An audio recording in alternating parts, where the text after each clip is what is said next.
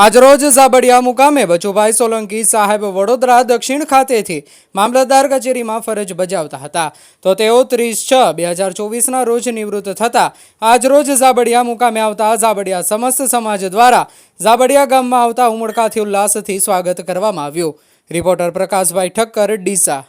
નોકરી બજાવેલ છે એ રીતે છેલ્લે પછી મને દિયોદરથી નાયબ મામલતદારમાંથી મામલતદાર વડોદરા દક્ષિણ સિટી તરીકે પ્રમોશન મળતા હું ત્યાં હાજર થયેલ હતો અને આજે હું 30/6/2024ના રોજ ગુજરાત સરકારના મહેસૂલ વિભાગના આદેશથી વય નિવૃત્ત થયેલ। મને ગામના તમામ સમાજના નાના મોટા વડીલો, ભાઈઓ, બહેનો અને બાળકો તમામે મારું સારી રીતે સ્વાગત કરેલ છે, ઉમળકાભેર સ્વાગત કરેલ છે। ગામના તમામ વડીલો અને ભૂલકાઓએ, બાળકોએ મને આવકાર આપેલ છે, તે બદલ હું હર્ષની લાગણી અનુભવું છું।